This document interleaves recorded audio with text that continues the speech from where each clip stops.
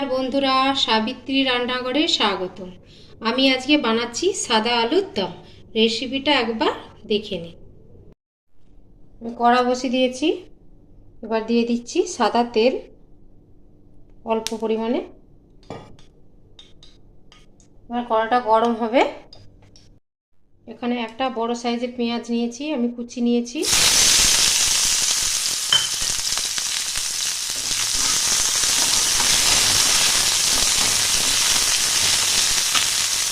এটা একটু হালকা করে ভাজবো, বেশি ভাজার দরকার নেই।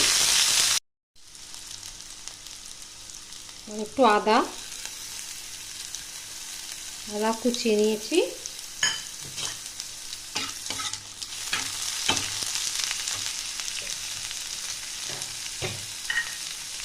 কয়েকটা রসুনের কোয়া,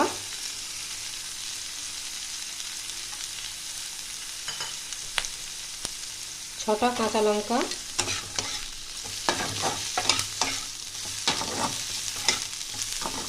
একটু হালকা ভাজা ভাজা হবে। দিয়ে দেবো 1 চামচ চাল মগজ,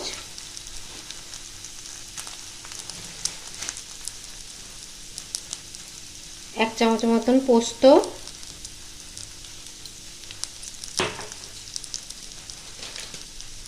আর 1 চামচের মতন কস্তুরি মেথি,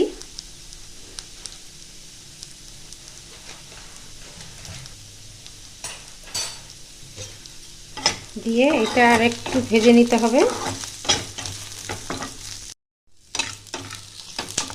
এটা একটু ভাজা ভাজা হয়ে গেছে, এবার একটু আমি জল দিয়ে দেবো।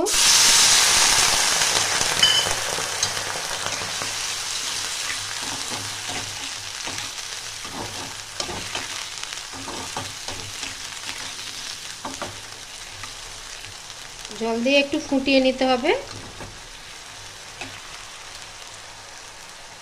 এটা আবার আমার হয়ে গেছে, আমি নামিয়ে নেব। এটা ঠান্ডা করে আমি পেস্ট বানাবো। আমি কড়া বসিয়ে দিয়েছি, এখানে আমি একটু সাদা তেল দিয়ে দিচ্ছি।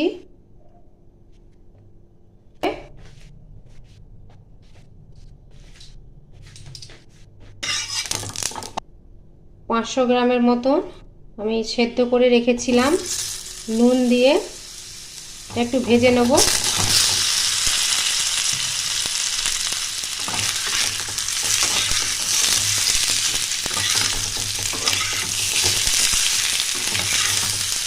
একটু হালকা করে আমি ভেজে নেব।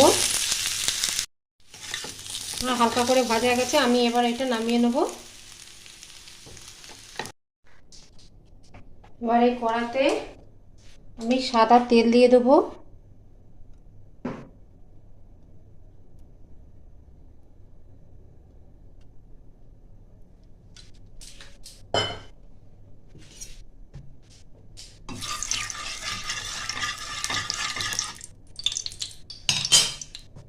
এবার যেই মশলাটা আমি ভেজে রেখেছিলাম সেটা পেস্ট করে নিয়েছি, এবার এটা আমি দিয়ে দেবো।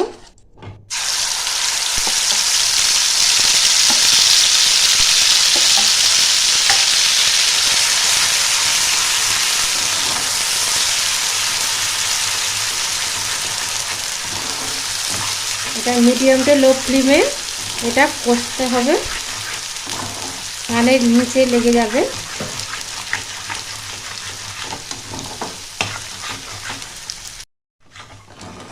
এটা 2 থেকে 3 মিনিট ভালো করে এটা কষিয়ে নিতে হবে।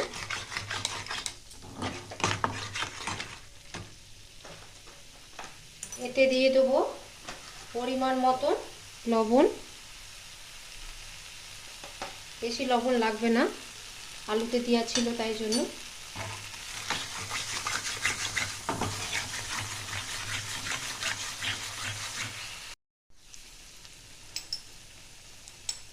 হাফ চামচের মতন গোলমরিচ,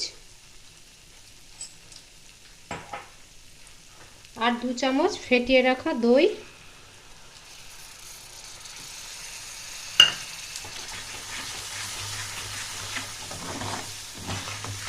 ভালো করে কষাতে হবে। কষিয়ে নিচ্ছে এটা ভালো করে। আমার এটা কষানো হয়ে গেছে, উপর থেকে তেলও ছেড়ে গেছে।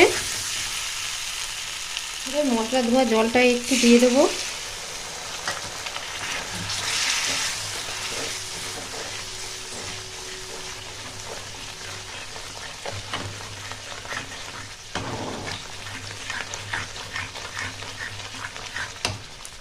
একটু বেশি করে জল দিতে হবে, একবারে আমি জল দিয়ে দেবো।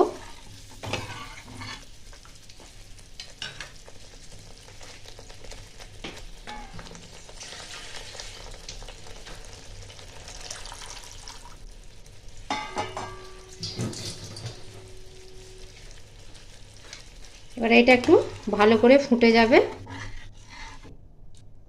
এটা আবার আমার ভালো করে ফুটে গেছে। এবার আমি আলুগুলো দিয়ে দেবো।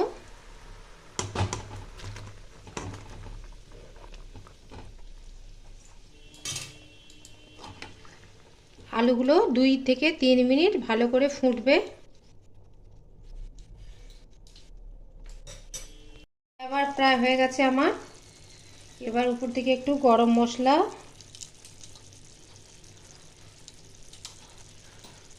আর একটু ধনেপাতা ছড়িয়ে দিয়ে আমি গ্যাসটা বন্ধ করে দিচ্ছি।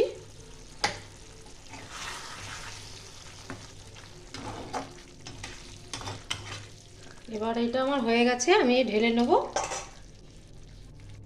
আমার ভিডিওটা আপনাদের ভালো লাগলে লাইক শেয়ার কমেন্ট সাবস্ক্রাইব করতে ভুলবেন না। চলো দেখা হচ্ছে পরের রান্না নিয়ে। টাটা।